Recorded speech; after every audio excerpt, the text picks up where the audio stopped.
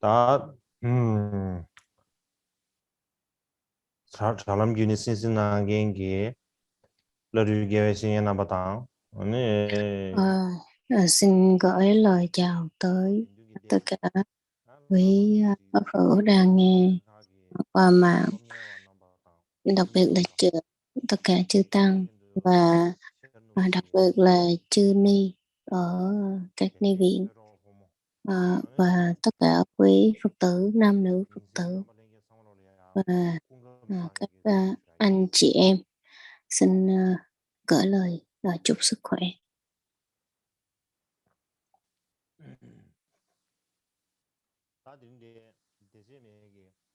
Hôm nay Pháp hội mùa xuân Adya Dechima ngày thứ 11, và hôm nay tôi muốn nói đến khổ thứ 19 của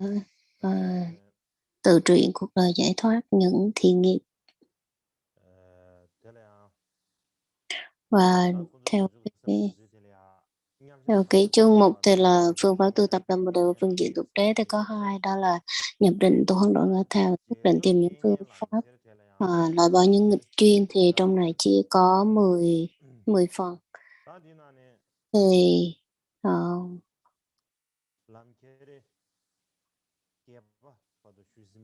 Thì chúng ta đã học xong tới cái phần thứ 8 rồi, và hôm nay tiếp tục thứ 9, đó là sự sợ hãi, là phương pháp tu tập qua cái sự sợ hãi. Và ngày mai thì có thể tiếp theo cái khóa thứ 20, đó chứ không có tu tập với cái tâm và đối trị qua cái tâm tham lam.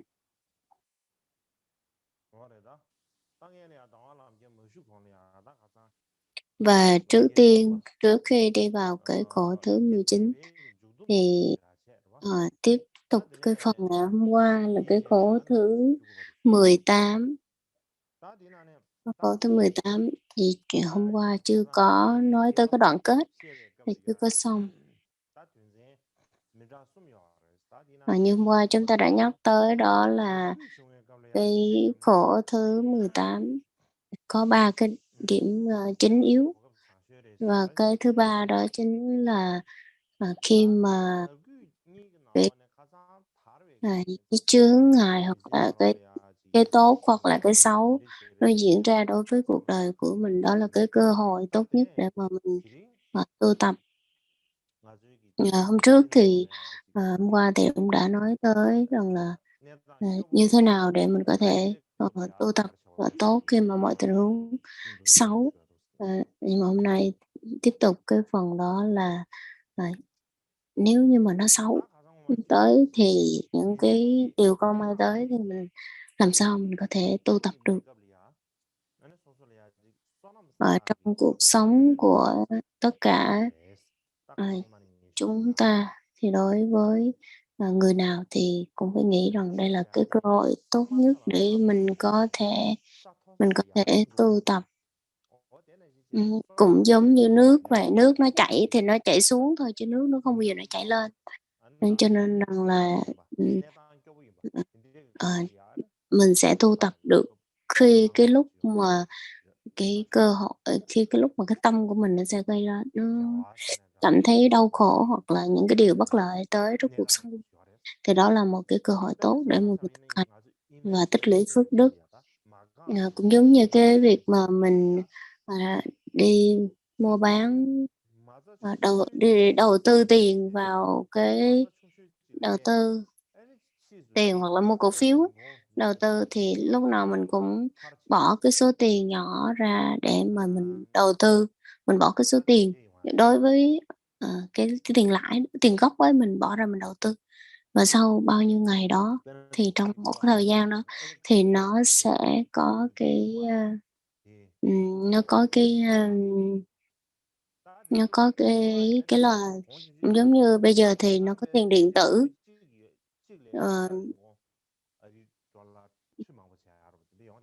Ví dụ như một cái đồng điện tử như vậy thì nó xứng đáng với bao nhiêu đồng đô như vậy. thì nó có cái giá trị đặc biệt của nó, cho nên là đối với cái cuộc sống của mỗi người, về cái khổ về thân và cái khổ về tâm lúc nào nó cũng sẽ tới, và nương nơi cái khổ đó mình làm sao có thể cải thiện được cái cái sự thực hành và cái sự tu tập của mình. Ví dụ như khi mà mình đang khỏe, trong cái sức khỏe mình đang tốt, mình tu tập và hướng về Quán Thế Âm và niệm chú Quán Thế Âm. Nhưng mà khi cái lúc mình bệnh mà mình tu Quán Thế Âm, mình niệm Mani, thì hai cái cảm giác đó nó khác nhau hoàn toàn. Cho nên là đó là cái nếu như mà mình áp dụng nó vào cái cuộc sống cái lúc mà mình cần nhất, thì cái cái hoàn cảnh và cái cảm giác và cái tư tưởng và cái ý niệm của mình nó khác nhau, và cái tâm ham muốn, cái ham tu của mình ấy,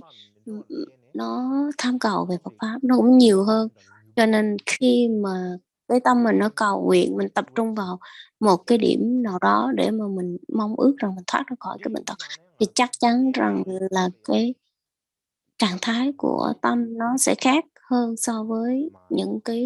cái lúc bình thường mình còn khỏe mạnh. Cho nên là nếu như mà trong cái khổ đó mình cứ giữ nguyên cái trạng thái của cái khổ đó và mình tu tập, thì cái cảm giác nó sẽ giống như là con chim mà nó đang từ dưới nó bay lên trên. Đấy, cho nên là bình thường thì tôi nghĩ rằng là nghĩ như thế này thì tốt hơn. Ví dụ như mình đau đầu hoặc là đau bụng thì mình sẽ không có tu tập tốt, bởi vì rằng mình sẽ không có suy nghĩ được, mình không có chú ý tốt, mình cũng không có thể nào niệm chú được, trì chú được, cũng không thể nào tụng kinh được. Trì kinh trì chú hoàn toàn cũng không thể được. Cho nên nếu như mà nhìn vào cái cuộc sống, cái thời đại của ngày hôm nay, thì nếu như mà ngày mai, nếu như mà từ hôm nay mình tính tới ngày mai rằng là ngày mai mình sẽ chết, thì khi mà ngày mai mình chết thì giờ mình không có làm gì hết, thì nó sẽ giống như mình đang đi vào một cái bóng đen, bóng tối, thì mình sẽ cái gì nó đang chờ đợi mình, thì mình sẽ làm như thế nào? Cho nên cái chết của cái sợ hãi, cái cái khổ lúc mà mình chết á, nó đau khổ ghê lắm, nó lớn hơn và nó bự hơn so với những cái việc mình đau đớn bình thường, cho nên rất là khổ. Mình nhìn mình đã thấy nó khổ như vậy, huống gì tới cái người mà đối diện trực tiếp thì nó sẽ khổ hơn rất là nhiều.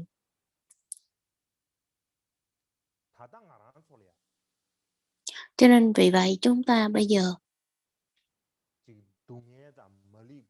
khổ khổ rồi bị vô minh che lấp này kia.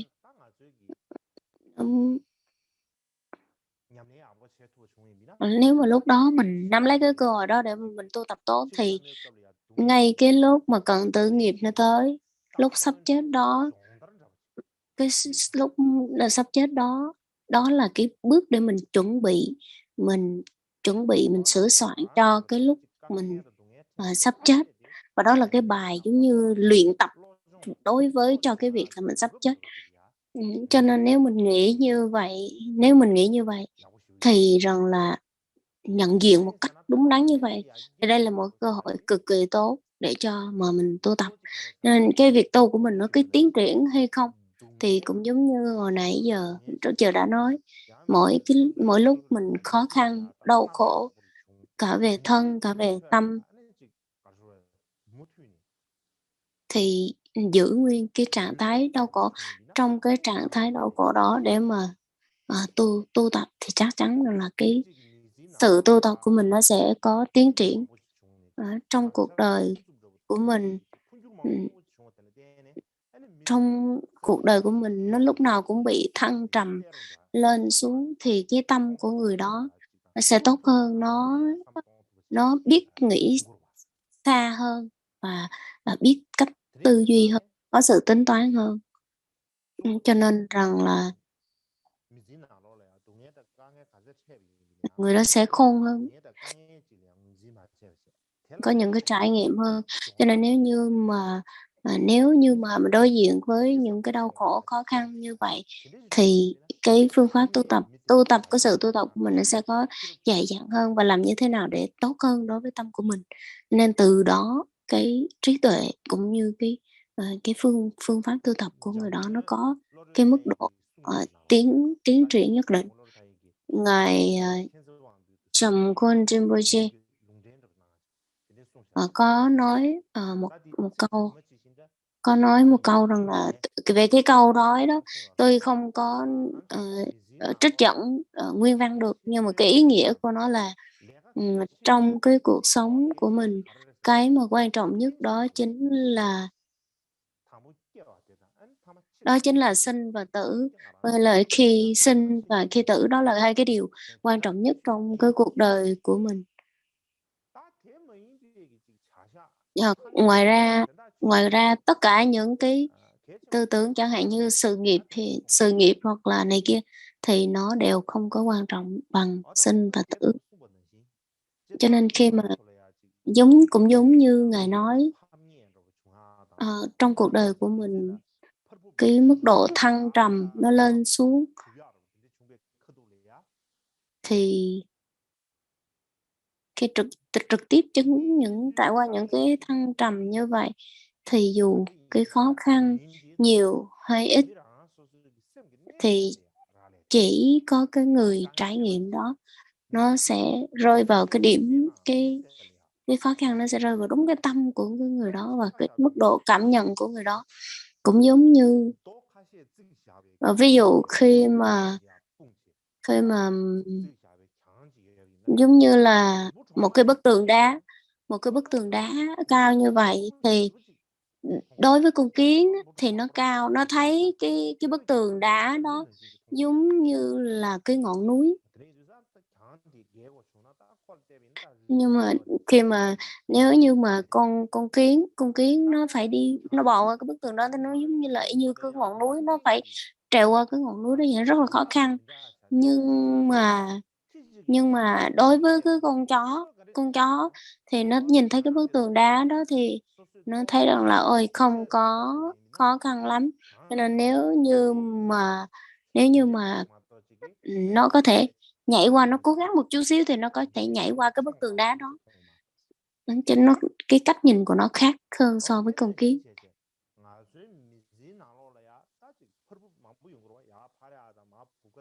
Cho nên là trong cuộc đời của mình có rất là nhiều cái thăng trầm khác nhau. Và khi mà xảy ra những cái khó khăn như vậy thì đối với mỗi người, chúng ta cần phải có cái hy vọng rằng là có cái hy vọng để mà đi qua, chứ không có được tuyệt vọng để mà bỏ cuộc. Cũng giống như hồi nãy mình nói là giống như mình làm sao mình coi giống như cái con chó mà nó coi cái bức tường đó nó không có quá cao, thì nếu như mà mình gặp cái khó khăn thì hãy cố gắng một chút để mà giải quyết những cái khó khăn như vậy và trải qua cái đau khổ. Ở trong cuộc đời thì có thể những cái khó khăn, chướng ngại, đau khổ, đôi lúc con người mình không có thể thấy những cái khó khăn chướng ngại đó đâu. Họ chỉ nghĩ họ nghĩ đó là những cái họ không bao giờ nghĩ đó là cái chướng ngại đó là giúp cho chúng ta cải thiện tốt, phát triển hơn đâu. Mà cho nên là đối với cái bức tường nó không có xấu, đôi lúc mình có thể lấy cái bức tường đó, trèo qua bức tường đó mình sẽ thấy được cái thế giới bên ngoài. Đấy, cho nên là cái khó khăn như vậy đó, khó khăn, đau khổ và chướng ngại nó tới, đó là một trong những cái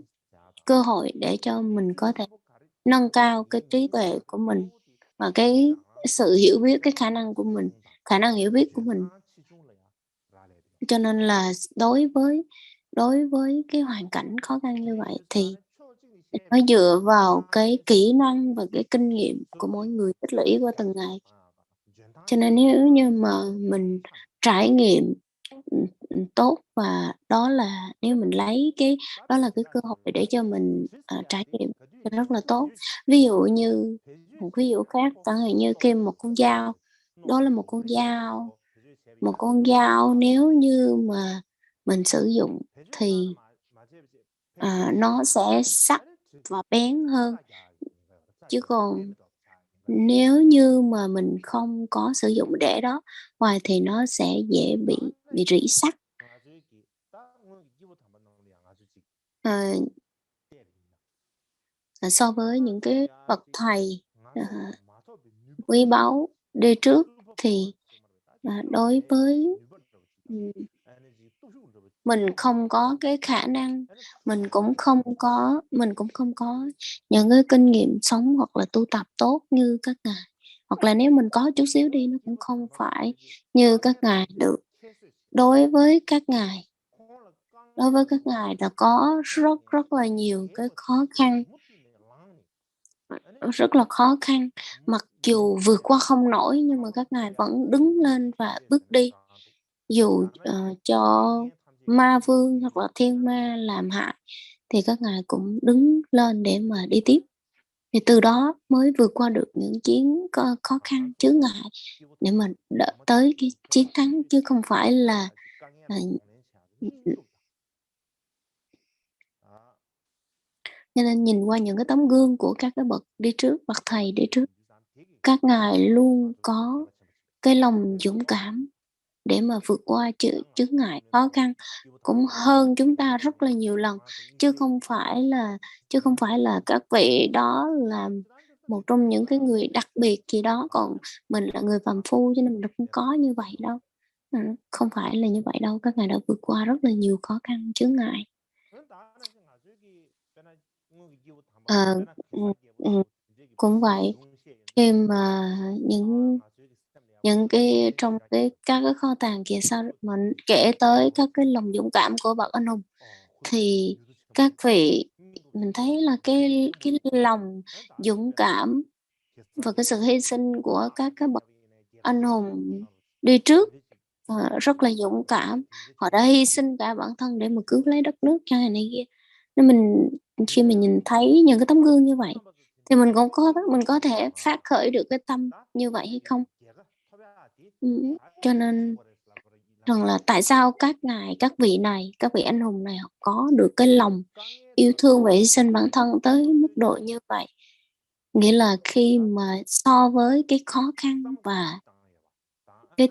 tư tưởng và cái khó khăn đó, làm sao để mà những người này họ có thể đứng lên, bước đi tiếp được, có thể trải qua được. Nên nếu không có khó khăn thì sẽ không có cái sự chịu đựng. Cho nên là đối với các cái bậc thầy và những cái vị anh hùng, dù cái khó khăn hoặc là kẻ thù, hoặc là khó khăn chướng ngại, hoặc là đối với kẻ thù, hoặc là đối với các cái bậc mà ma vương, thì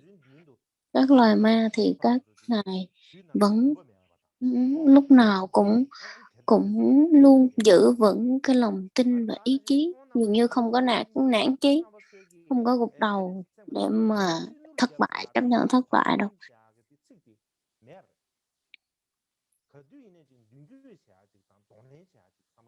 Và lúc nào không không bao giờ các ngài có cái chữ rằng là buông bỏ và, ờ, tránh né hoặc là làm sao để cho nó, vơi đi, hoặc là, cái sự trì hoãn, hoặc là khi mà,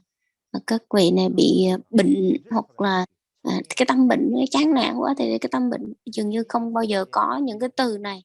trong cái cuộc sống của các cái vị này. Cho nên là đối với các vị và đối với, chúng ta khác nhau, về cái ý chí rất là nhiều. Ví dụ như các đời của ngài Kamapa đều Ờ, rất là nhiều người nghĩ rằng là ôi Kamaba không bao giờ gặp bất hạnh, không bao giờ gặp khó khăn, nhưng mà thực tế thì nó không có giống như cái kiểu mà mình suy nghĩ đâu. Những khó khăn và chướng ngại, những khó khăn và chướng ngại nếu như mà nhìn vào cái cõi cực lạc thì nó có thể là không có, nhưng mà đối với cái cõi của mình ấy, thì cái cõi của mình thì không thể nào không xảy ra được những cái chướng ngại khó khăn. Và đặc biệt là đối với cái thế gian này thì cái chướng ngại nó là vô lượng vô biên. Cái chướng ngại vô lượng vô biên và những cái hàng ma họ tới, họ thử thách, họ đấu tranh với mình, họ tạo những khó khăn như mình rất là nhiều. Và đặc biệt là đối với Phật Pháp. Khi mà Phật Pháp càng phát triển thì ma càng nhiều, càng chướng ngại. Và những cái khó khăn đó nó giống như mưa vậy, chứ không phải là bình thường. Cho nên là trên cái thế gian này, cái thời hiện tại của cái thế giới này với lại so với cái thời trước kia thì nó khác nhau. Cho nên là cái cách mà mình đối diện, mình cần phải đối diện. Ví dụ như là một ờ, cái, cái vị tướng quân mà lãnh đạo một cái đoàn quân để mà đi đánh nhau thì bị giống như là mình bị bao vây bởi những cái hàng binh lính của quân địch và sợ hãi mình không có thoát ra được cái sợ hãi nó như thế nào thì trong đó có một người phải hy sinh để mà mở cái đường ra để mà cứu những cái người binh lính khác, thì cái cuộc sống trong cuộc đời của mình cũng giống như vậy. Mình làm sao để mình có thể thoát ra đó, cho nên chính vì vậy mà các cái vị Bồ Tát được ví như là các vị anh hùng, hoặc là Bồ Tát là anh hùng. Nếu như mà những cái khó khăn và chướng ngại đó nó không xảy ra thì nếu như vậy thì làm sao mình có dũng khí được, làm sao mình có cái nội lực ở trong tâm của mình được. Mình không có cái tinh thần dũng cảm đó đâu. Cũng vậy, đối với các cái đời của Kamaba đều có một cái khó khăn và chướng ngại nhất định và khác nhau. Thì những cái khó khăn như thế nào thì trong tương lai nếu mình có cơ hội thì mình sẽ trình bày. Nói tóm lại thì là nếu mình đọc lại những cái tiểu sử của các ngài, các đời Kamaba thì dường như các ngài đã chịu đựng rất là nhiều và trải qua vô lượng rất nhiều khó khăn, và dường như là khó khăn, toàn là khó khăn thôi chứ không có thấy được cái kiểu giống như mình có thể cảm nhận được rằng là trong thế giới này bao nhiêu đau khổ của chúng sanh đều là rơi vào các ngài để chịu đựng. Cho nên là ý nói là nó khó khăn và chướng ngại tới mức độ nhiều như vậy. Cho nên là cái địa vị của mình càng cao và càng có trách nhiệm càng lớn thì áp lực nó càng nhiều. Cho nên đối với các hóa thân của ngài, cái đời của ngài Kamaba phải gánh vác cái trách nhiệm rất là lớn và và đối với những người bình thường như chúng ta không thể nào hiểu rõ hết được cái sự khó khăn và chướng ngại đối với các ngài. Cho nên là nếu như mà nếu nếu như mà mình không có trải qua những cái cuộc đời như các ngài thì mình sẽ không bao giờ biết được rằng là cái khó khăn và chướng ngại đó nó như thế nào hết. Cho nên cái mà mình có thể biết đó là cái gì? Đó là khi mà các vị mặc dù trải qua rất là nhiều khó khăn chướng ngại, nhưng mà cho tới bây giờ các vị đã không là không bỏ, không không, không bao giờ sợ hãi và tỏ ra cái thái độ là nản chí hoặc là, ờ, ừm, khó khăn trong cái gian khổ, mà luôn luôn đối diện để mà lấy cái cơ hội khó khăn đó để chuyển qua mà làm cái thuận duyên trong cái việc tu tập của mình, thì đó là cái điều mà mình có thể học hỏi được từ các ngài. Cái mà quan trọng nhất mà đó chính là bình thường trong cái cuộc sống của mình, nếu như mà mình thấy cái gì không may mắn hoặc là mình thấy cái điều gì không không tốt thì lúc nào mình cũng cảm thấy mình quay lại mình tự trách bản thân mình thôi. Sao cuộc đời của mình khó khăn, gian khổ hoài và lúc nào cũng không có được may mắn, thế này kia, họ cứ than vãn và rên rỉ thôi. Cho nên nếu như mà họ cứ than vãn như vậy thì nó chả có lợi ích gì hết. Cho nên rằng là đa số chúng đa số chúng ta không phải là những cái bậc, ờ, ờ, thiền sư cao hoặc là, chúng ta chỉ là người sinh ra một người bình thường được sinh ra thôi, cho nên rằng là những cái khó khăn đó chắc chắn mình sẽ phải gặp và đối diện. Cho nên trong tương lai nếu như mà mình có xảy ra những cái khó khăn, chướng ngại như vậy, mình còn đối diện, thì ngay lập tức tâm của mình phải nghĩ rằng là "Ôi, cái khó khăn này nó đã tới với mình và trước khi trước khi mà cái khó khăn này nó tới, nếu như mà khó khăn chướng ngại nó tới, nếu mình có cơ hội để mà mình, đoạn trừ những cái khó khăn chướng ngại đó thì mình làm. Còn nếu như mà cái khó khăn chướng ngại nó tới với mình thì lúc đó phải nghĩ rằng là "Ôi, đây là cái cơ hội mình vừa có được một cái cơ hội tích lũy công đức và tích lũy phước đức rất là, tốt nhất." Thì mình cần phải khởi cái tâm như vậy. Và nói về khi mà trong cuộc sống của mình đâu phải lúc nào cũng cũng có những cái, ờ, mỗi ngày khi mà mình đối diện với những cái khó khăn, chướng ngại mỗi ngày, và nếu như mà mình khởi cái tâm đối diện, làm sao để mà, có sự tiến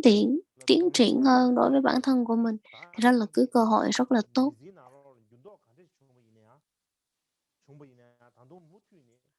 Cho nên là nếu như mà mình đã gặp những khó khăn, chướng ngại nào đó rồi, thì hãy tiếp tục duy trì và, dùng cái khó khăn, chướng ngại đó để làm sao cho cái tâm và cái dũng khí của mình nó được mạnh hơn. Nếu như mà cái khó khăn, chướng ngại đó mình chuyển hóa nó thành Nơi mình chuyển hóa nó thành cái thuận duyên ở trong khi mình tu tập, thì trong cuộc đời tu của mình nó sẽ không có bất kỳ một cái chướng ngại gì, và cũng không có nản chí, cũng không lười biếng, cũng không bị, thối chí hoặc bỏ cuộc gì hết.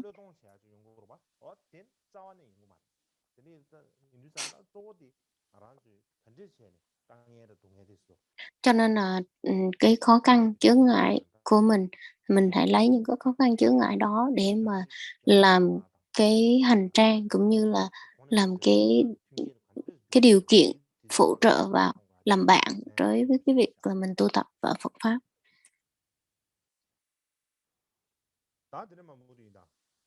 Rồi tiếp theo, chúng ta tiếp tục,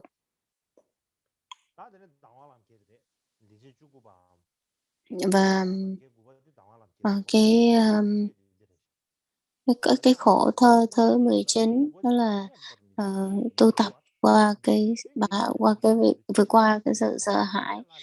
Khổ thứ 19 đó là dù bất nhẫn khi thấy chúng sanh đau khổ, nhưng tôi không khởi tâm khinh thường họ. Ngược lại khi thấy họ chìm đắm trong ngu si chướng ngại, tôi càng không thể chịu đựng nổi. Tôi nghĩ đây cũng là một trong những thiện nghiệp của mình.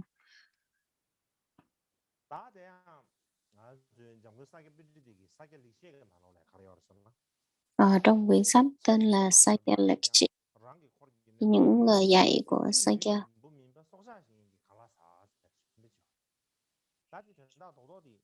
Ở trong cái khổ này ý nói là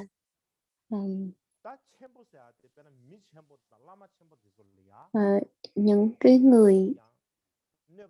ở cái địa vị những cái người có cái địa vị cao hoặc là những cái trách nhiệm cao lớn hơn những các vị thầy thì họ sẽ bị nhiều cái chướng ngại hơn, có nghĩa là khi mà họ giúp được nhiều chúng sanh thì chắc chắn rằng là bị nhiều cái chướng ngại nó tới, nó thử thách hơn. Chẳng hạn như khi mà cái ví dụ giống như là con sư tử ở trong cái thân của nó thì không có con nào có thể ăn được nó, mà chỉ có cái con trùng nhỏ ở trong đó có thể ăn được nó thôi. Và đối với các cái vị Bồ Tát cũng vậy, không có ai làm hại được các vị này đâu, chỉ có những cái người xung quanh đó mới có thể làm hại được các vị. Thì đối với Phật Pháp cũng vậy, không có ngoại đạo hàng ngoại đạo, không có hàng ngoại đạo nào có thể làm tổn hại hoặc là làm hại được giáo lý của Đức Phật Thích Ca, mà chỉ có cái hàng đệ tử của Đức Phật Thích Ca mới có thể làm hại được Đức Phật Thích Ca, giáo lý mà thôi. Nên là trong các cái bản kinh Đức Phật cũng có quyền ký trước. Đức Phật nói rằng là trong tương lai giáo lý của ta chính là những cái người mà gọi là duy trì Phật Pháp, những cái bậc tăng và những hành giả tăng và ni đó, họ không có hòa hợp với nhau, họ tranh biện lẫn nhau, họ cứ cãi cọ lẫn nhau, bất hòa với nhau. Nó nói rằng cứ ngồi đó mà phân tích, nói rằng là cái này đúng, cái này sai, hoặc là bên kia đúng, bên này sai. Thì chính vì những cái nhân đó là một trong những cái nhân để mà làm cho giáo pháp của ta suy đồi. Cho nên là Đức Phật đã quyền ký trước rồi. Và vào cái thời của Đức Phật Thích Ca là vậy, chứ còn thời của Đức Phật Ca Diếp, vào cái thời của Phật Ca Diếp thì cái nhân để mà suy đồi Phật Pháp đó chính là gì? Đó chính là tăng ni lười biếng và giải đãi.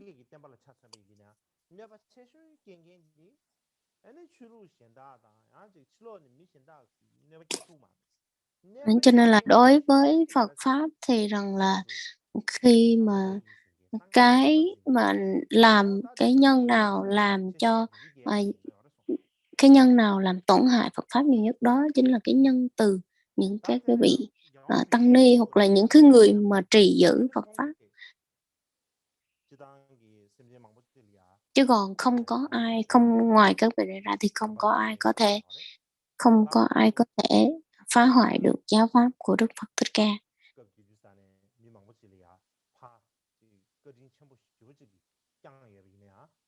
Và đối với ngài Mì Kiêu Tử Trệ thì cái tình yêu thương của ngài đã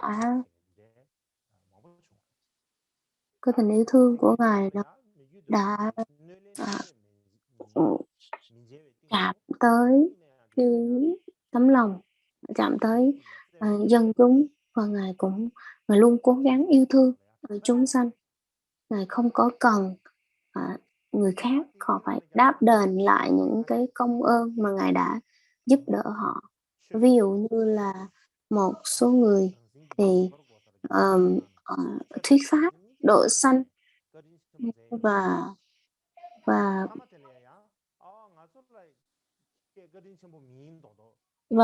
vì nói cứ nói rằng là vì những cái vật chất cũng giống như là vì cái giới luật cái giáo pháp của Phật mà họ có thể thuyết pháp độ sanh như thế này. Nhưng mà đối với ngài thì ngài không có bất kỳ những cái điều như vậy. Và đối với một người bình thường thì không sao, nhưng mà bởi vì họ không có cái sự tu tập, cũng không có phải có trách nhiệm gì hết. Nhưng mà đối với một số người gọi là geshe, gọi là những người trì giữ Phật Pháp thì không có được.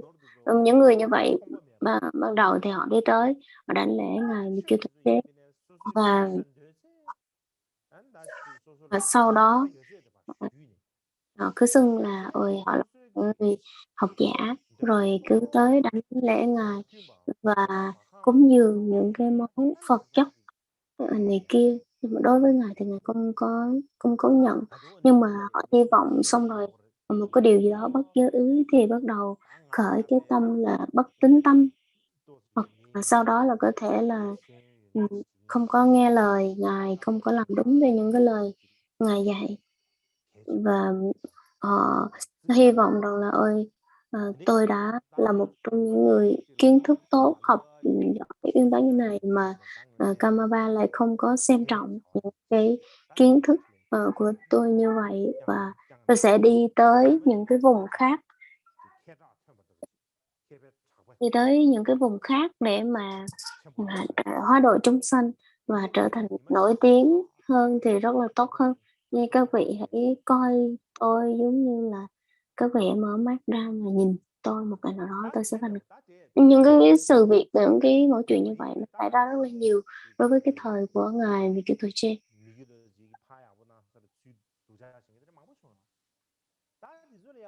Cái cuộc đời của ngài mà Kitô chết thì ngài làm rất là nhiều việc tốt, nhưng mà bị người khác đáp lại bằng những cái sự giận hờn, oán giận là rất là nhiều. Cho nên mà ngài không bao giờ ngài khởi cái tâm tức giận. Đối với chúng ta thì ta sẽ khởi cái tâm oán hận và thù hằn, nhưng mà đối với ngài thì không như vậy. Lúc nào cũng à, ừm, không có, dường như mọi sự việc nó không có lay động được tấm lòng của ngài, nên là tương lai một người nào đó, người khác đi tới gặp đảnh lễ ngài thì ngài vẫn dạy, vẫn vẫn à, thể hiện cái lòng yêu thương và vẫn dạy một cái cách rất là bình thường đối với những người khác. Nếu như mà à, các vị à, các vị đó có cúng dường hoặc là muốn những cái vật gì từ ngài thì ngài đều bố thí và biếu cho. Nếu như mà đối với một người, nếu như mà một người mà thiếu cái phước ấy, thì người ta sẽ nhìn với cái cách mà ngài làm nó khác nhau, nhìn cái cách đánh giá cái cách của ngài nó khác nhau. Nếu như mà còn có một người còn một số người mà họ ờ,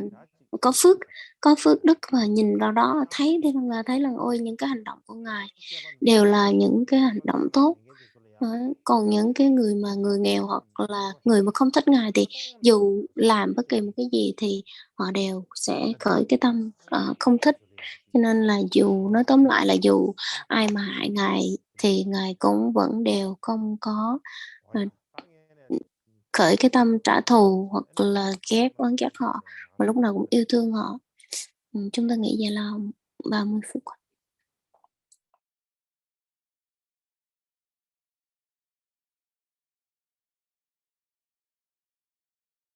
là số đó để chúng ta đó đăng ký con tụi tâm bảo vệ siêu rẻ đó là do mình cái đó gì thì Giống như nãy giờ đã nói rất là nhiều, nói tóm lại thì ngài Mikitoche khi mà đối với những người mà đối xử xấu với ngài hoặc là coi ngài như kẻ thù, hoặc là không có cái sự công bằng hay là làm bất kỳ một cái điều tốt nào đối với ngài thì ngài vẫn tiếp tục làm những cái lợi ích cho và không có khởi cái tâm oán ghét hoặc là oán thù. Và đối với những người mà thương hoặc là tôn kính ngài thì ngài không khởi cái tâm bám chấp, và đối với những người ghét thì sẽ không khởi cái tâm đố kỵ. Mà những cái người mà ừ,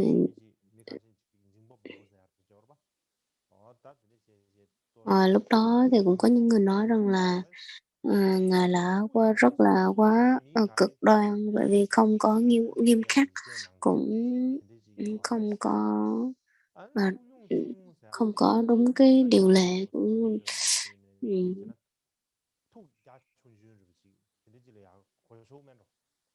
Ờ, 투기 충충을 없이 야면 안에다 지 공부시라 지 라부치 từ 셰도 từ thì dân chúng cũng xa lánh tới Ngài. Nhưng rất là nhiều người họ nói như vậy, hoặc là dù làm việc gì thì Ngài cũng không có suy nghĩ về cái lợi ích chung, không có nghĩ tới cái lợi ích chung và không biết cái cách làm việc. Cho nên Ngài, mặc dù Ngài Mikitsuche là một trong những vị Lama, nhưng mà đối với các pháp thế gian thì đối với thế gian thì không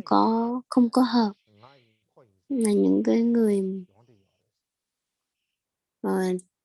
những người khác họ cũng phân biệt rằng là đây là Ngài, đây là tôi, và khinh thường, tỏ ý là khinh thường cũng như không có đặt cái hy vọng vào Ngài nhiều. Cho nên rằng là đối với những cái người mà học trò xung quanh Ngài thì các vị này đều khởi lên cái ý niệm xấu và không có làm đúng với vị trí của một cái vị học trò, hoặc là họ cố tình đáp trả lại những cái lời nói của Ngài, hy vọng rằng là cho Ngài có một cái làm xấu hổ Ngài.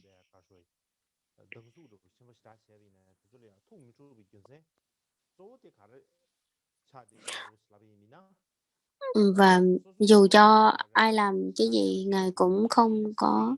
đáp trả lại là vì cái lý do gì, vì rằng là Ngài không bao giờ đặt cái hy vọng vào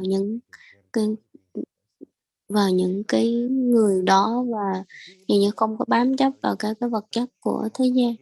Làm sao chúng ta có thể biết được là vào cái thời của Ngài thì có cái vị thị giả của Ngài, vị thị giả.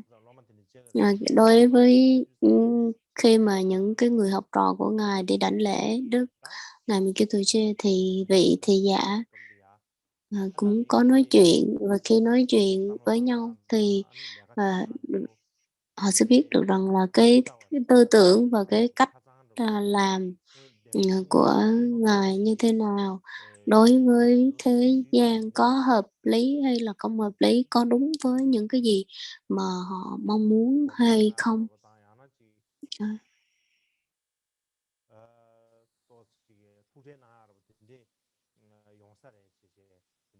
Họ cũng khởi lên cái tâm rằng là họ nói rằng là ôi Ngài, cái vị đệ tử đã không làm đúng với những cái gì mà các cái vị đó mong cầu, thưa Ngài. Nhưng mà Ngài trả lời lại rằng là ôi, những cái điều đó không có quan trọng đối với tôi đâu, không thể nào mà lay động được cái tâm của Ngài, hoặc là làm cho cái tâm Ngài bất an, hoàn toàn không có thể chạm được cái điều đó, bởi vì rằng là trong thế gian đều có những cái điều bất an, bất ổn xảy đến với những người bình thường, cho nên là đối với Ngài không có quan trọng những cái vấn đề như vậy. Và trong cái cuộc sống đời thường cũng có rất là nhiều người cái tâm rất là xấu tính, hoặc là cái tâm không có trung thực, mặc dù Ngài biết rất là rõ, nhưng mà không bao giờ Ngài nói rằng là đây là một người xấu, hoặc là nhìn họ với một cái điều không có tốt. Họ không bao giờ nghĩ như vậy.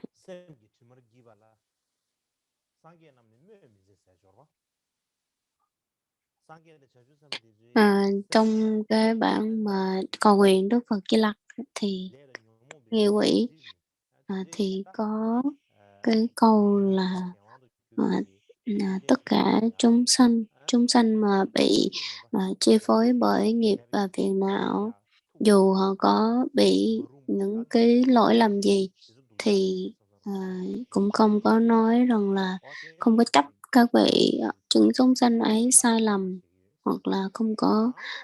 khởi cái tâm ghét họ hay gì, mà còn khởi cái tâm yêu thương họ hơn. Nên Ngài đối với Ngài Mikitoshi, Ngài cũng đang hành động giống như vậy. Nên Ngài luôn luôn dạy rằng là dù những cái người mà thù địch họ ghét Ngài, coi Ngài xấu như thế nào thì Ngài vẫn không có, chấp nhất gì, với họ, hoặc là họ hại gì Ngài thì cũng không. Đối với Ngài Mikitoshi vẫn cố gắng làm lợi ích, cho những cái người đó, chứ không có để ý vào cái việc rằng là họ đã hại Ngài những cái gì.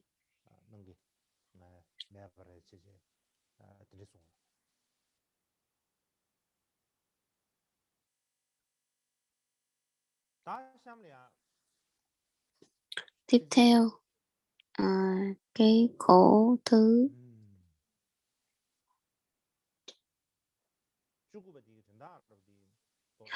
cái nội dung chính ở trong cái khổ thứ 19 đó chính là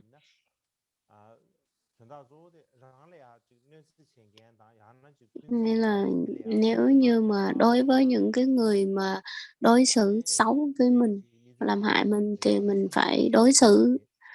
với họ như thế nào, mình phải làm gì đối với những cái người mà như vậy.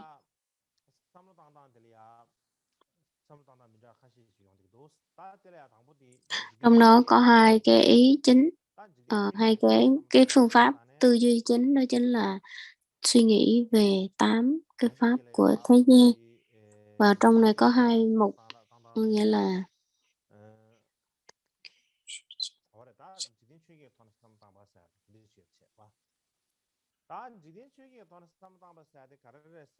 trong cái tư duy về 8 pháp của thế gian thì có hai phần.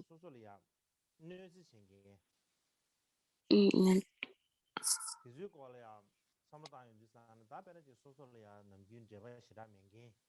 đối với những cái người mà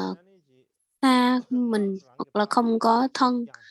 thân cận đối với mình thì mình phải làm như thế nào? Nếu như mà họ làm hại đối với mình và họ cố gắng làm tổn hại mình thì mình phải làm như thế nào? Nếu như mà những cái người đó cố gắng làm tổn hại tới mình thì, phải suy nghĩ rằng là, họ là một trong những cái người, nếu như mà họ đã làm hại mình rồi thì cái tương lai những cái người này họ nhận cái quả báo như thế nào thì mình đều đã có thể thấy hết.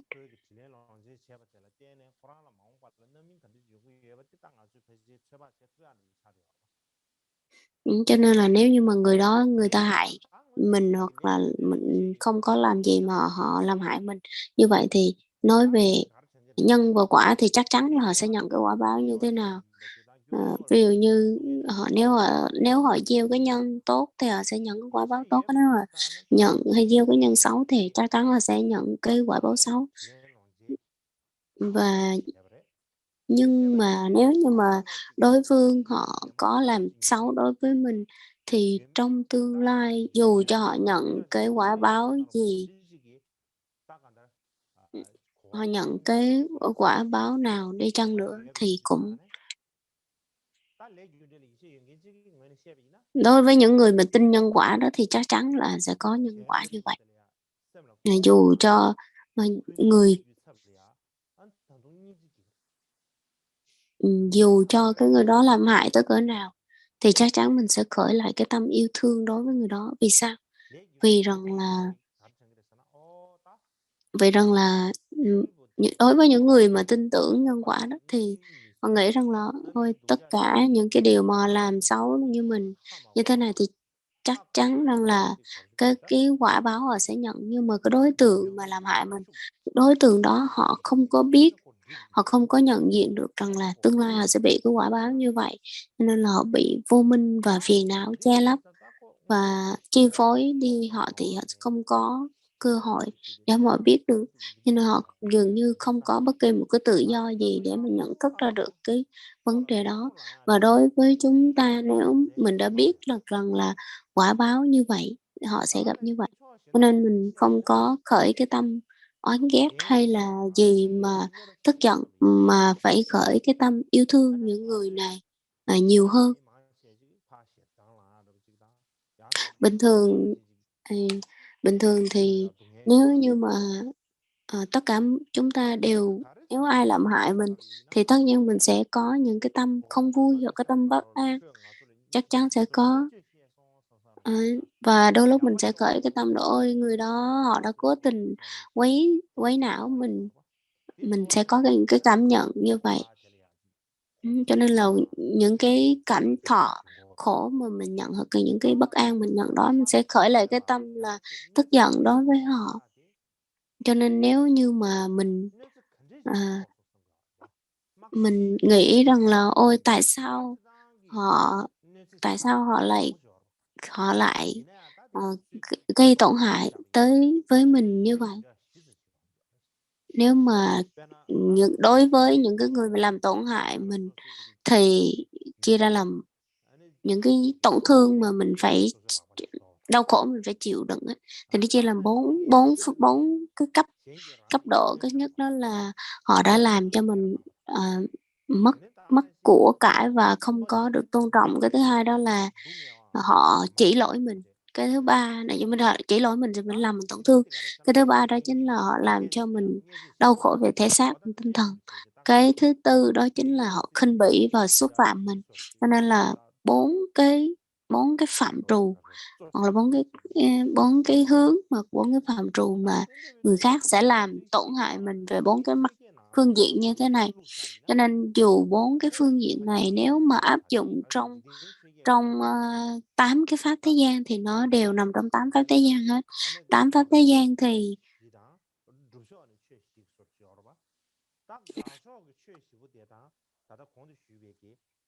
tám tám cái pháp thế gian nó đều là rơi vào trong những cái bốn cái trường hợp mà chúng ta vừa mới nêu lên đó.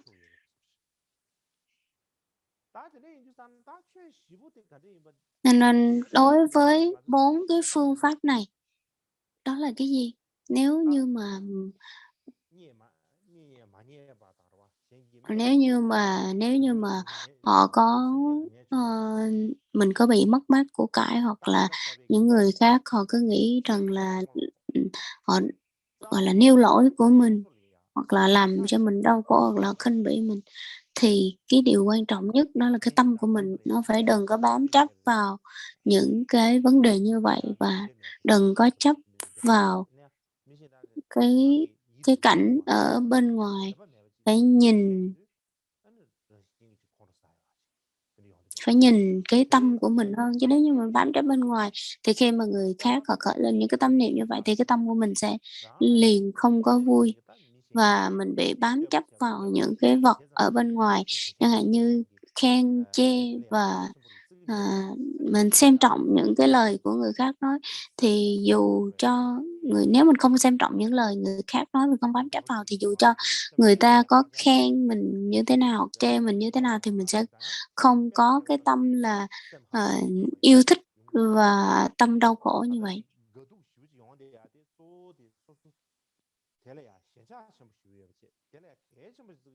Cho nên là cái tâm mà mình thích hoặc không thích, mình thích tâm yêu thương và cái tâm ghét đó là vì là mình bám chấp vào các cái thứ bên ngoài đó và những cái lời của người khác nói, cho nên là mình khởi ra cái tâm là không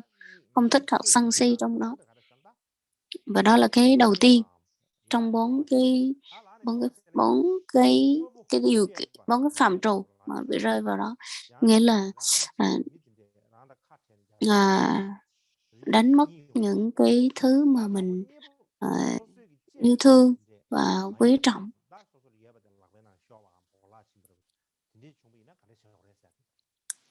Và trong này thì có trong hai cái điều kiện đó thì chia làm hai phần. Phần thứ nhất đó chính là những cái vật chất của mình nếu như mà nó mất đi à, hoặc là mình bị mất đi hoặc là nó bị lạc đi thì mình sẽ khởi lên cái tâm đau khổ. Và khi mình bị đau khổ đó thì mình phải đối diện là như thế nào. Nếu mà nói một cách đúng nghĩa thì là nếu như một cái vật chất của mình là giống như tiền tiền bạc hoặc là ví này kia nó mất hết tiền bạc, đồ vật dụng của mình đi thì nếu như mà khi mà tài sản vật chất của mình nó mất đi thì khi rơi vào cái hoàn cảnh như vậy thì mình nghĩ rằng là ôi thôi mình khởi cái tâm bố thí, mình không có bám chấp vào. Nếu như mình suy nghĩ như vậy thì nó sẽ tốt hơn. Vì sao? Vì rằng là nếu cái tâm bố thí đó nó phải là không có dựa vào cái đối tượng. Ờ, Nếu như mà mình phải cái tâm bố thí đó nó phải khi nào có động cơ bố thí và cái đồ tài sản vật chất mà mình bố thí đó, mình phải bố thí những cái mình yêu quý chứ không phải là bố thí chứ cái vật chất mà mình không thích đâu. Cho nên là để mà bố thí có nghĩa là mình bố thí những cái gì mình yêu thích thì mình mới bố thí được chứ còn không phải giống như mình đi cho những cái thứ mình không cần. Điều đó không phải là một cái bố thí đúng nghĩa. Chẳng hạn như trong nhà mình có rất là nhiều đồ đạc vật chất và mình muốn cho bớt đi để cho nó trống đi thì đó không phải là bố thí. Mặc dù đối với cái người nhận hoặc là đối với người khác họ nhìn vào thì họ thấy rằng là ôi đây là tốt nhưng mà không có đúng. Cho nên là những cái gì mình yêu quý, cái gì mình yêu thích ấy, mà mình có thể cho được người khác, đó mới là một cái vật chất chứ không phải là một cái bố thí đúng nghĩa, chứ không phải là cái việc rằng là mình chỉ xách một cái đồ gì đó mình cho một người khác thì đó không phải là cái hành động bố thí. Cái tâm bố thí chủ yếu là cái tâm cho đi, mà cho đi những cái gì mình yêu thích chứ không phải là chỉ xách cái lấy cái của mình đi cho người khác để cho nó ờ, được cái sự khen ngợi hay này kia đâu. Làm sao để mình buông bỏ được, đó mới là đúng. Trong nhà Bồ Tát Hạnh cũng nói rất là rõ. Và cái đối tượng, cái cái cái cái điều mà mình đối trị với cái đối ngược với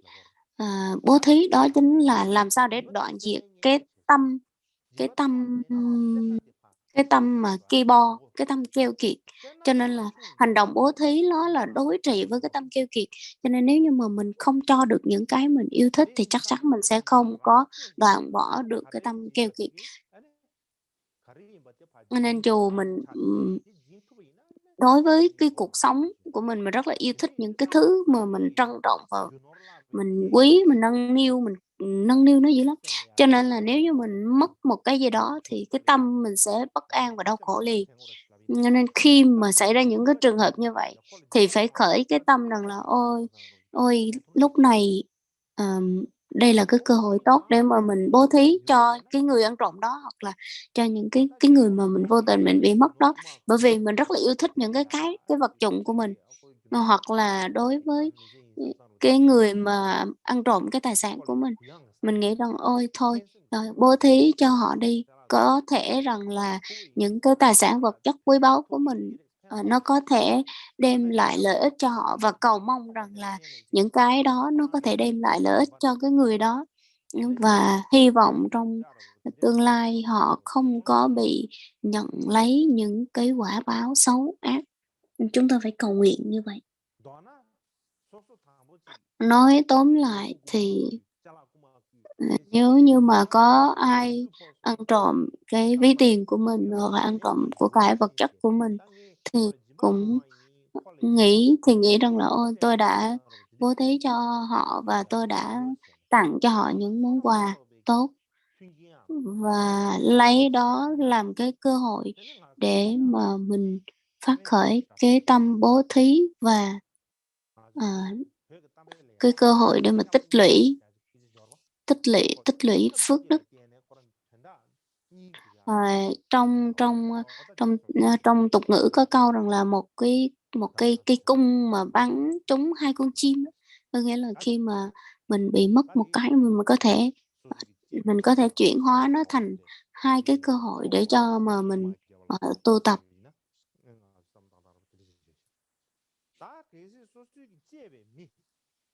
Nếu như mà cái người cái người mà thân thân cận với mình hoặc là những người yêu thương mình họ phản bội mình thì mình phải ờ, tu như thế nào? Và đối với cái người mà mình yêu thương cái người mình tin tưởng thì dù xảy ra cái hoàn cảnh nào hoặc xảy ra bất kỳ một cái việc gì cũng sẽ giữ gìn, phải vẫn tiếp tục tin tưởng và yêu thương người đó, chứ không phải là nghe những cái lời người khác nói mà chia rẽ chia lìa thì mình tin tưởng liền thì không được. Cho nên là dù họ có nói, dù cho nếu mình đã tin tưởng họ rồi thì dù cho người khác có nói gì thì mình sẽ không mất niềm tin với họ. Ví dụ như cái người mẹ của mình, ví dụ như trong cái cuộc đời của mình, dù mình xảy ra cái việc gì thì cái số lượng cái người mà ủng hộ mình phía sau chỉ khoảng 1-2 người thôi, thậm chí chỉ có một người thôi. Mặc dù trong cuộc đời của mình có rất là nhiều bạn bè, nhưng mà khi mà mình gặp khó khăn, chướng ngại thì chỉ có 1-2 người ủng hộ mình thôi, chỉ có vài người thôi. Nếu mình gặp khó khăn chướng ngại, cho nên là khi mà mình gặp khó khăn chướng ngại đó mà cái người nào cái người nào tới giúp đỡ mình và động viên mình thì lúc đó mình sẽ biết liền những người tốt đó là.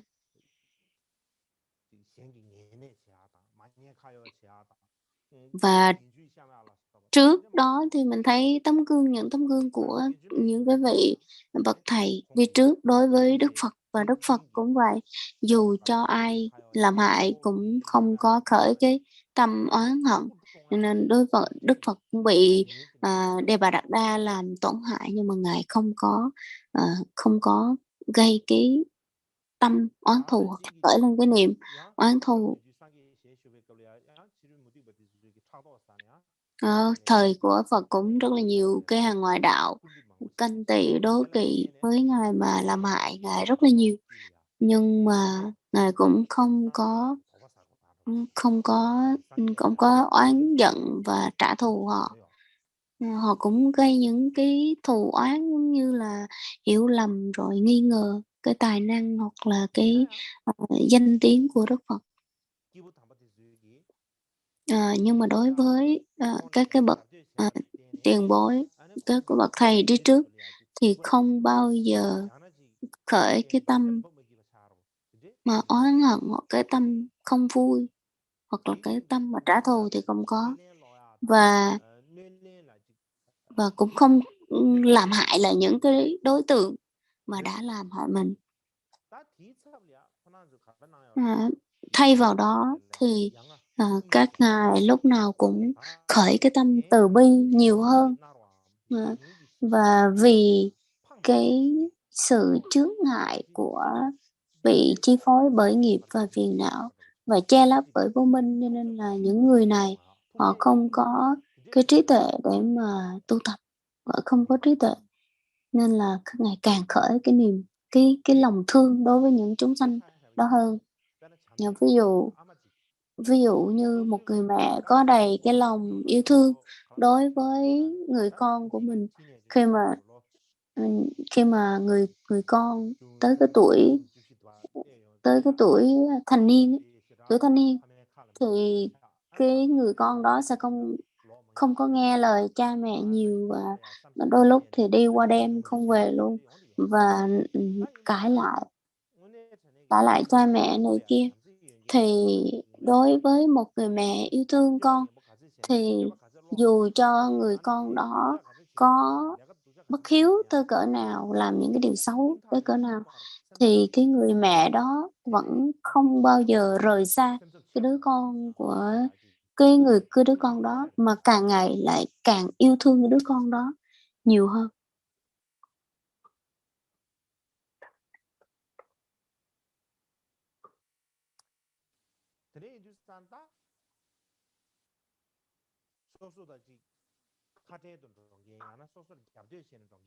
Cho nên rằng là đối với những cái người mà họ đối xử xấu với mình thì cũng đừng có khởi cái tâm buồn phiền, bởi vì rằng là cái thời gian nó sẽ làm thay đổi cái người đó. Và nếu như mà mình đối xử tốt với họ thì một ngày nào đó họ cũng sẽ hiểu được rằng là mình mình làm tốt đối với họ. Cho nên là đối với những cái người mà tu tập thực hành giáo pháp như chúng ta Thì nếu như mà nếu như mà nếu như mà mình, khởi cái tâm rằng là "Ô, tôi đối xử tốt với họ bởi vì hy vọng, một ngày nào đó họ đối xử tốt với mình" thì không được. Mình cũng không nên cái tư tưởng mang cái tư tưởng đó đó mà tu tập. Vì sao? Vì rằng là nếu như mà mình làm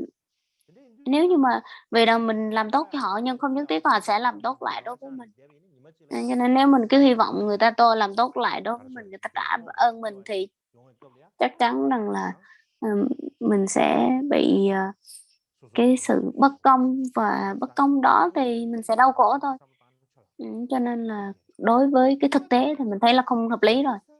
Và cái thứ hai đó cái lý do thứ hai đó thứ hai đó chính là chúng ta là những người tu tập thì phải khởi cái tâm yêu thương vô lượng đối với chúng sanh, yêu thương chúng sanh, vô lượng vô biên, hoặc là những cái người chúng sanh nào mà đối xử xấu với mình, còn những người nào đối xử xấu với mình thì mình càng phải yêu thương họ. Cho nên nếu như mà mình cứ, hy vọng vào những cái người đó như vậy thì rằng là hình hy vọng vào những người đó thì rằng là họ sẽ, trả oán lại với mình, bởi vì rằng là con người bị vô minh che lấp và phiền não, che lấp thì sẽ bị, chúng sanh sẽ bị đau khổ thôi. Giống như cái câu chuyện của ngài, ngài Xá Lợi Phất vậy. Xá Lợi Phất là một trong những cái vị đại đệ tử của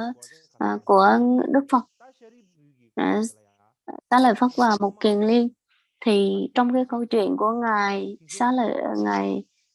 Lợi Phất thì đối với cái câu chuyện của Đại Thừa kể lại đó, thì ngài Xá Lợi Phất là vào một cái đời nào đó, ngài ngài đã phát khởi cái tâm Bồ đề rồi. Vào một cái đời nào đó ngài đã phát khởi cái tâm Bồ đề rồi và đã phát cái tâm Bồ đề một cách rất là mãnh liệt và luôn hành động theo cái tâm Bồ đề mình đã phát. Nhưng mà một lần nọ thì bị cái chướng ngại, đó chính là bị chướng ngại và một cái con quỷ, con ma nó đi tới và nó định làm hại ngài, ờ, ngài Xá Lợi Phất và nó giả làm một cái người Bà La Môn và nói rằng là "Ôi, ông hãy cho tôi cái cánh tay đi." Thì ngài ờ, Xá Lợi Phất không có ngần ngại gì hết, mà ngài đã chặt chặt cái cánh tay phải của mình và còn chặt cái cánh tay phải của mình để mà bố thí cho nó và lấy cái cánh tay trái mà cho cái cho cho ngài. Cho nên là khi mà cho nên khi mà, thì cái con đó mới nói rằng là cái con ma quỷ đó nó mới nói rằng là à, thôi, khi mà cho cái cánh tay phải thì người ta không có cái cánh tay trái, chặt lấy cái tay tay phải, chặt cái cánh tay trái để mà cho, thì cái người đó nói rằng là cánh tay trái không phải là một cái cánh tay tốt, nó thể hiện cái sự là bất kính, cho nên là, phải cho cái cánh tay kia.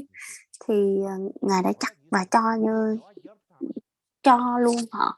Nhưng mà đến cái câu chuyện này tôi không có nhớ chắc, chỉ nhớ là như vậy thôi. Nên đối với các cái bậc Bồ Tát á, tại vì, ừm, thì nếu mà mình đã tu tập thì không có hy vọng,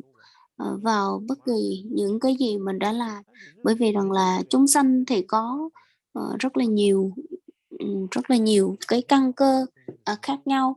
họ cũng có những người tốt, người xấu khác nhau, cho nên rằng là nếu mà mình mong muốn vào họ thì mình sẽ bị khổ. Nếu mình cứ đặt cái niềm tin và hy vọng vào họ thì không phải là một cái lòng yêu thương, nhân ái và cái lòng từ bi. Nghĩa và vô tình nó làm cái chướng ngại trên cái việc là thực hành cái Bồ Tát đạo của mình.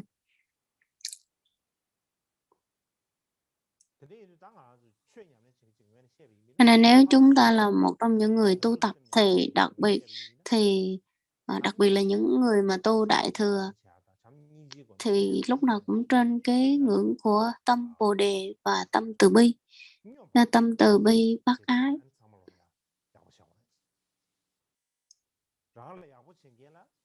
Và nếu họ làm tốt với mình thì mình làm tốt lại cho họ, đó là cái chuyện dĩ nhiên. Nhưng mà làm sao để mình có thể làm luôn trong cái việc là đối với những cái người mà họ đối xử xấu với mình, mà mình vẫn đối xử tốt được đối với họ. Và khi mà họ rơi vào những cái trạng thái của đau khổ, họ gặp những cái khó khăn thì cần phải giúp đỡ họ nhiều hơn. Phải giúp đỡ họ,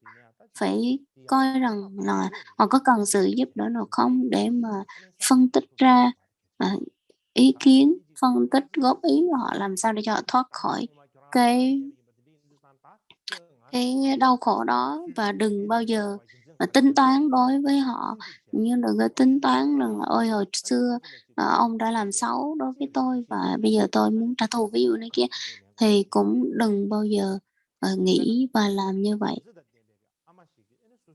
Cũng giống như cái người con, làm giống như cái người con mà người con hư đốn mà người mẹ vẫn luôn yêu thương cái đứa con đó. Nếu như mà mình có thể làm được như vậy thì mình đang có đó là một cái dấu hiệu của từ bi, của cái lòng từ bi. Như lúc nào mình cũng nói rằng là ơi, chứ còn nếu mà lúc nào mình cũng nói rằng là ôi tôi tiền nhiều, hoặc là mình thể hiện mình tiền nhiều để mình cho, mình bố thí, mình thể hiện cái từ bi này kia, nhưng mà thực ra nó cũng trong lòng cứ nghĩ tới cái việc rằng làm sao người ta có thể làm lại đối với mình hoặc này kia, người ta trả ơn đối với mình này kia, mình cứ nói ôi tôi yêu thương chúng ta, yêu thương chúng sanh, nhưng mà thực chất nó chỉ là vì cái tội lợi thôi, chứ nếu mà mình không có thỏa mãn với cái dục vọng của mình thì chắc chắn rằng là mình sẽ đáp lại. Cho nên nó trở thành kẻ thù của nhau. Nên là đó chỉ là tự cái sự lừa dối của mình thôi,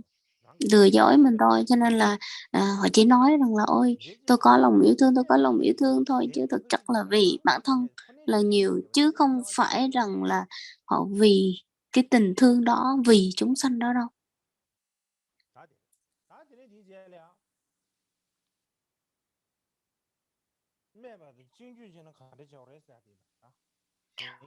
Và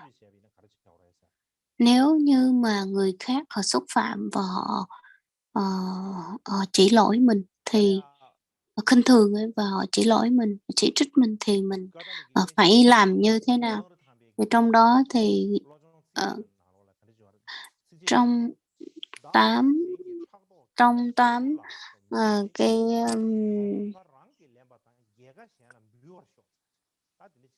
trong 8 thi kệ luyện tâm của ngài Gautama Kirti, Loan Ri Thông Bảo cũng nói rằng là dù cho người khác có khởi cái tâm ghen tị hoặc là xúc phạm chửi bới mình thì một cách vô lý do thì mình cũng nguyện rằng là cái sự mà tổn hại và cái sự bất như ý đó xin mình hãy nhận, và xin cúng dường tới những cái điều lợi ích an lạc cho chúng sanh. Cái đầu của tôi nó có vấn đề.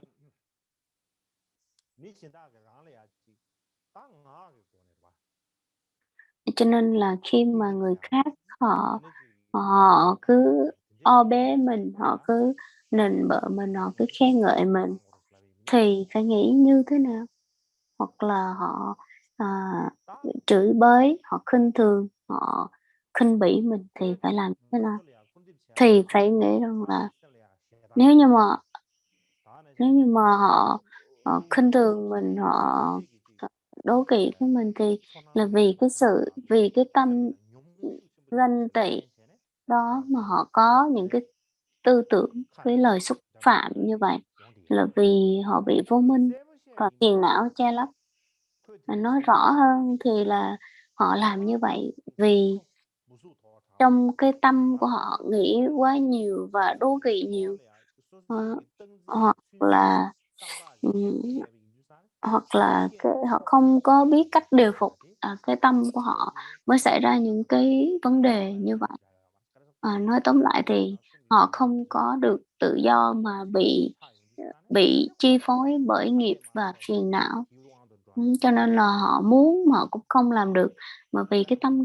ganh tị và tật đố đó nó nhiều quá, cho nên là họ không có tự do. Ví dụ như một người nào đó đánh mình thì cái lỗi đó đâu phải là từ cái dây đâu, cái cây mà đánh mình đâu. Một người nào đó cầm cái cây đánh mình thì cái lỗi không phải là tại cái cây mà tại cái người đó. Cho nên rằng là cái cây nó không có biết gì hết, và dường như nó cũng không phải tự tới để mà đánh mình. Nên cho nên là người khác đã dùng cái cây đó để mà đánh mình, thì cũng giống như vậy. Cho nên mà nếu mình suy nghĩ như vậy thì đối với cái người mà hại mình thì cũng giống như vậy, nghĩa là họ bị chi phối bởi nghiệp và phiền não. Nghiệp và phiền não nó lớn hơn cái lực của họ, cho nên là họ bị chi phối bởi cái đó, cho nên họ làm sai như vậy. Nếu mình suy nghĩ sâu hơn thì rằng là một người nào đó làm sai đối với mình, chỉ lỗi của mình, chỉ trích mình, hoặc là khinh bỉ mình, thì một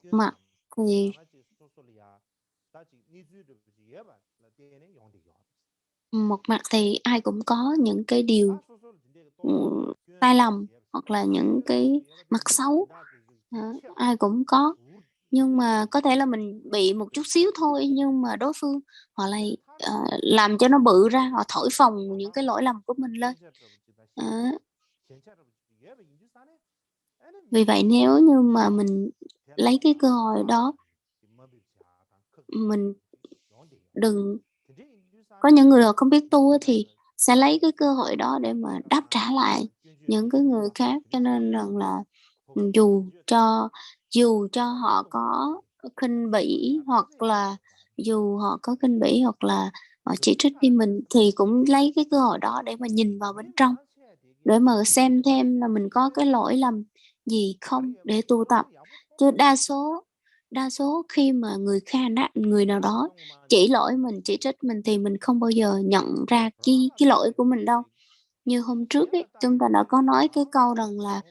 à, nhìn với người khác thì nhìn người khác thì phải cần con mắt, còn nhìn bản thân mình phải cần cái gương.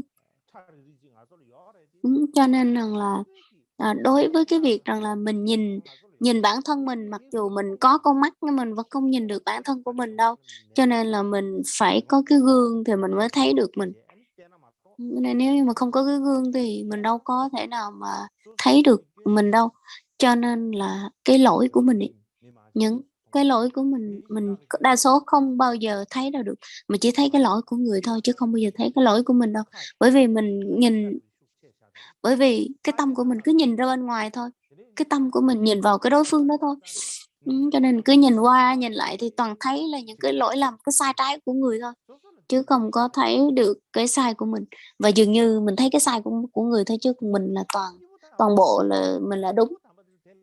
Nhưng mà đối với các bậc Bồ Tát thì họ sẽ thấy ngược lại, đó là tất cả những cái lỗi lầm sai trái là đều trong mình, và những cái ưu điểm, những cái điều tốt thì đều từ chúng sanh.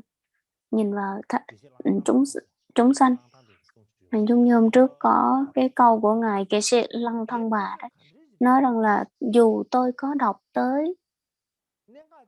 cái bộ kinh gì, kinh điển thánh điển như thế nào, thì chỉ thấy được một điểm duy nhất thôi, đó là gì? Đó là tất cả những cái sai lầm và tội lỗi đều là từ mình mà ra, còn lợi ích và tốt đẹp đều là từ chúng sanh mà có. Cho nên là à, dù đọc với sách nào, coi cái thánh điển nào, thì tôi vẫn đều thấy cái lời như vậy thôi. Cho nên là những cái điều mà mình thấy ra như vậy là mình nếu như mà mình cứ nhìn cái lỗi đó từ mình mà ra, mình thấy được cái lỗi của mình nhiều hơn thấy cái lỗi của người, thì càng ngày mình sẽ ngẫm nghĩ và hành động đúng qua cái nhân quả. Bởi vì rằng là nếu mình không làm như vậy thì mình cứ thấy bên ngoài, mình thấy những cái lỗi sai của người thôi, chứ mình không bao giờ mình thấy cái lỗi sai của mình. Mà không thấy cái lỗi sai của mình thì mình sẽ không sửa được mình, không sửa được mình thì sẽ không có nhìn đúng vào nhân quả. Nếu như mà người khác chỉ trích mình và khinh thường mình thì phải làm như thế nào? Thì phải nghĩ rằng là ôi, bình thường chúng ta không bao giờ thấy được cái lỗi lầm của mình, nhưng mà hôm nay có người chỉ được cái lỗi của mình nhờ vào nhờ vào cái ân mà người đó đã chỉ lỗi cho mình. Cho nên là mình cần phải sửa đổi cái tâm của mình, và đây là cái cơ hội tốt để mà mình tu tập. Nếu như mà, lúc nào họ cũng họ cũng làm sai đối với mình, hoặc lúc nào họ cũng vu khống cho mình thì mình phải nghĩ như thế nào? Mình thì lúc đó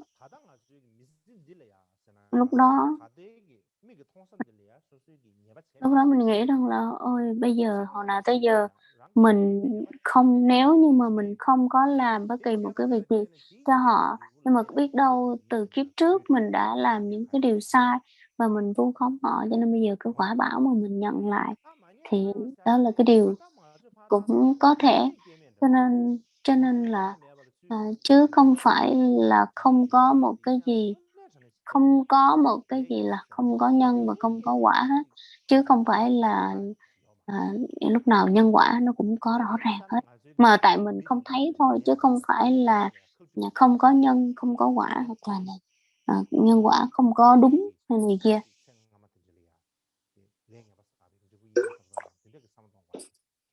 Cho nên nếu như mà khó khăn có tới, hoặc là những cái người mà họ vu khống mình, thì mình nghĩ rằng là ôi, chắc có lẽ nhiều đời nhiều kiếp mình đã gieo rồi, và bây giờ, ờ, cái quả báo đó mình nhận, chứ không phải là đời này mình không gieo mà mình nhận đâu. Nói tóm lại thì nếu như mà người khác họ chỉ lỗi mình thì, nếu mình sẽ phải xem lại bản thân mình. Nếu mình có sai thì mình sửa, còn nếu mình không sai thì rằng là, đây là cái cơ hội tốt để mà mình tu tập, chứ đừng có quá suy nghĩ quá nhiều, rồi đừng có, ờ, khởi cái tâm ganh tị, ghen ghét này kia là không không được. Cho nên là lúc nào cũng phải nghĩ tới làm sao để mà mình giảm đi cái bản ngã của mình, làm sao để sửa cái tâm của mình.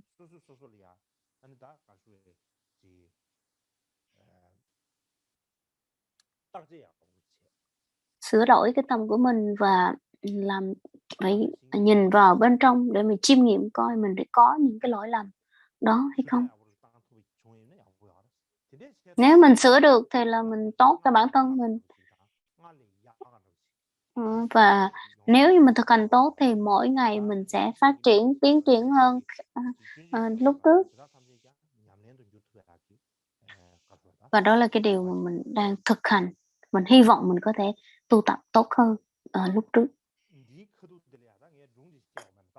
Và trong khúc này thì tôi có một cái câu chuyện tôi sẽ kết thúc bằng một cái câu chuyện. Hôm nay thì không có nói hết trong 4 cái điều kiện, 4 cái phạm trù, thì cũng còn 2 cái nữa, cho nên là ngày ngày mai mình tiếp tục.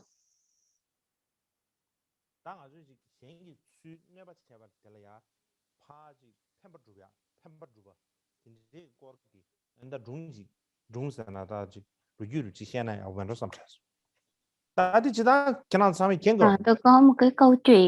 chuyện đó là khi mà tự chừng như có câu chuyện này, có thể là các vị đã biết nghe hết rồi. Đối với Tây Tạng thì những cái người mình tin tưởng rằng là ở đây là một cái người mà thực hành pháp rốt ráo nhất, thì đó là ai? Đó chính là ngài Milarepa. Cho nên là tất cả những người Tây Tạng đều chấp nhận như vậy. Cho nên là những cái người mà tu tập, những cái hành giả như vậy đó, thì cái chướng ngại rất là nhiều, đặc biệt là khi mà ngài Milarepa mất á, là ngài tịch là vì lý do là vì người khác đầu độc mà chết, cho nên rằng là đa số là các vị đều biết cái câu chuyện này. Cho nên là khi mà cái câu chuyện này có nhiều người kể khác nhau. Trong cái trong cái câu chuyện trong cái tiểu sử của ngài thì cũng có một số người nói rằng là ôi một người cho uống thuốc và uống thuốc và chết, uống thuốc đầu độc và cũng trong cái bản mà những cái bản tiểu sử cũ thì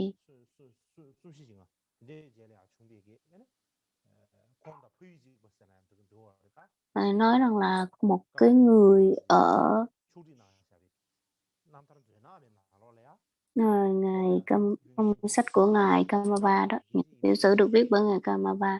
thì nói rằng là không phải là cái người mà đầu độc đó không phải là các quý vị Geshe, mà là ở Nha Năm, là một cái vị từ vùng Nha Năm, từ cái vùng Nha Năm đi từ đi từ Nepal đi thẳng vào, nó sẽ có một cái vùng tên là Nha Năm. Thì ngài Milarepa thì tịch tại cái vùng Nha Năm, thì ở cái vùng Nha Năm có một cái vị tên là có một vị ở trong cái phái Wombo, đạo Bôn đó, và cái tên của vị đó là Kinton Changhwar. Thì khi mà ngài sắp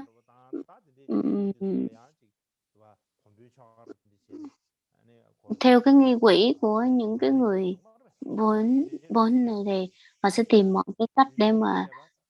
hại được một người nào đó, thì đó là tốt. Cho nên là khi mà ngài ở cái vùng Nha Năm thì họ đã đầu độc ngài và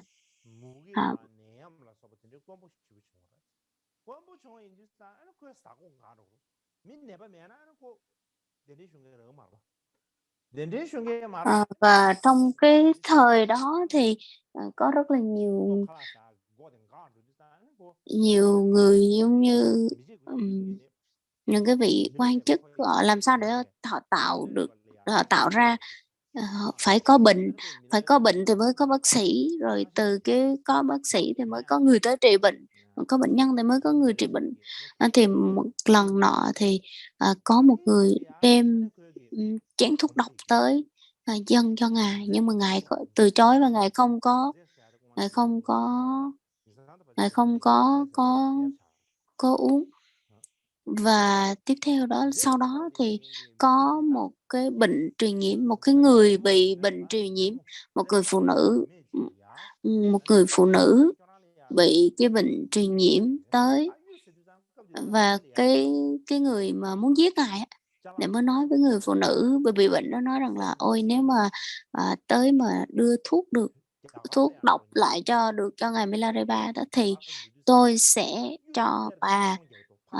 cái cho bà một cái viên ngọc. Thì đối với Tây Tạng thời xưa thì ngọc nó được ví, cái giá trị của ngọc nó quý như vàng vậy.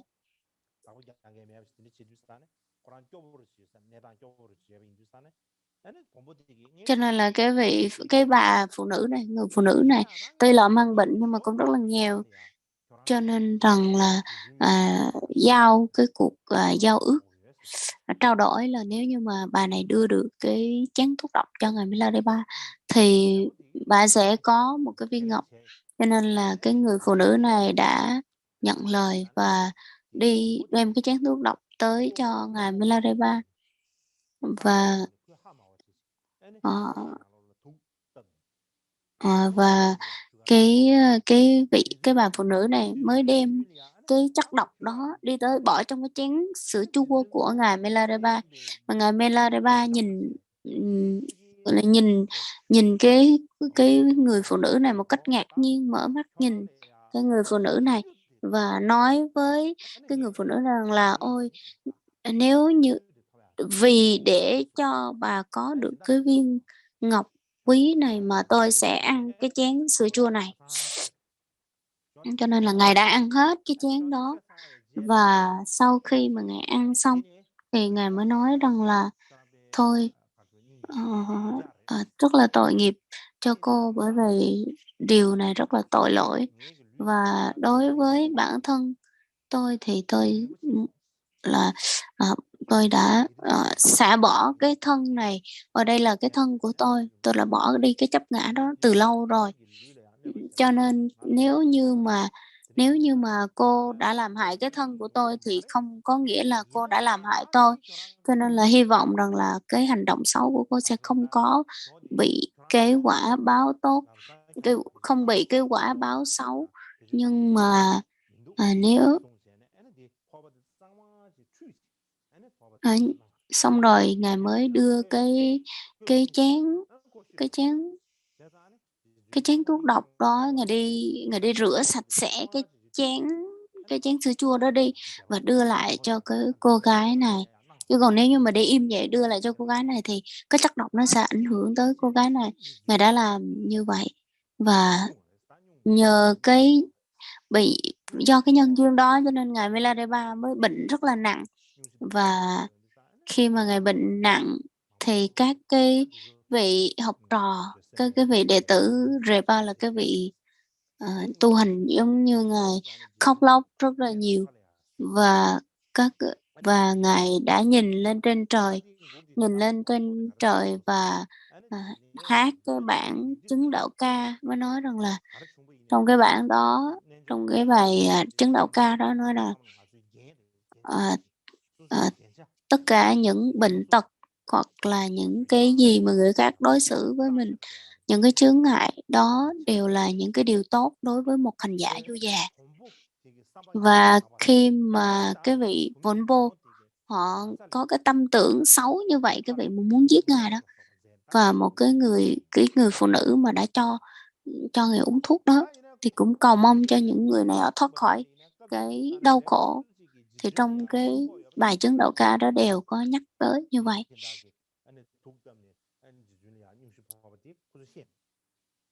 Cho nên là những cái Ngài không có nói với các đệ tử, cho nên là dường như không có ai biết rằng là đó là một cái nhân để đưa đến cho cái chết của Ngài. Đấy. Nhưng mà sau khi trong cái buổi tối lúc mà Ngài bệnh đó, thì cái vị bốn ba đó mới bị một cái quả báo và chết trước cái lúc mà Ngài mất. Cho nên là khi mà Ngài nhìn thấy được rằng là cái vị Bombo này chết, cái người muốn Ngài chết đi, thì Ngài cũng cầu nguyện cho cái vị đó được thoát khỏi những cái tội lỗi và không bị đau khổ. Cho nên là lẽ ra thì Ngài phải chết trước, nhưng mà không biết tại sao thì cái vị mà muốn hại Ngài lại chết trước. Cho nên là nhờ vào cái ân đức của chư Phật ba đời hồi hướng hết tất cả những công đức lành tới cái vị Bồn Bô này, và làm tịnh hóa hết tất cả những cái ác nghiệp của họ, và họ xin hồi hướng hết những cái công đức lành tới cái vị Bồn Bô, và cũng không có bị hy vọng cái vị Bồn Bô này không có bị đau khổ, cũng không bị phiền não tội lỗi, và cầu nguyện cho tất cả chúng sanh đều đừng có rơi vào những cái trường hợp như Ngài, và luôn phát khởi cái tâm Bồ đề đối với chúng sanh. Cho nên là cái lúc đó thì các cái vị đệ tử của Ngài mới hỏi rằng là tại sao Ngài lại hồi hướng cho cái vị Phổ Mô này. Thì lúc đó Ngài có một vị tên là Trì Cung Trì Ba, là vị đó mới hỏi Ngài là tại sao Ngài lại làm như vậy. Thì Ngài mới trả lời, cái vị Trì Ba này mới nói rằng là ôi, cái vị này đã trước kia giết một vị Lama, giết một vị Lạt Ma, cho nên là có nguy cơ bị đọa xuống địa ngục. Cho nên là cái vị đó mới hỏi rằng là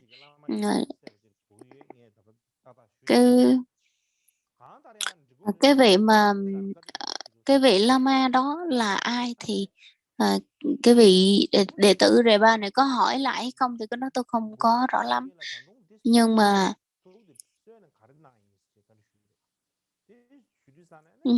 mà cái vị đệ tử mới hỏi rằng là nếu như mà uống xong cái chất độc đó thì làm cái gì. Thì cái vị Milarepa mới trả lời, ngài Milarepa mới trả lời rằng là vì mà để cho cái người đệ tử, cái người muốn giết hại ngài không bị đọa xuống địa ngục, mà phát khởi ừm, cái tâm là cho người đó đừng có bị đọa vào cái cõi địa ngục. Cho nên đối với những cái người mà đã tu hành và đoạn bỏ được cái tâm ngã mạn như vậy, thì dù cho người khác có làm hại hay không làm hại thì cũng không có làm tổn hại tới người đó. Cho nên là hôm nay cái bài học làm sao mà để người khác làm hại mình như vậy, và mình khởi cái động cơ nghĩ như thế nào, phải cố gắng làm lợi ích cho người khác, và cố gắng làm được cho người khác càng nhiều thì càng tốt. Và đối với chúng ta nên cần phải học và cần phải thực hành, càng cố gắng càng tốt. Hôm nay kết thúc tại đây. Hồi hướng.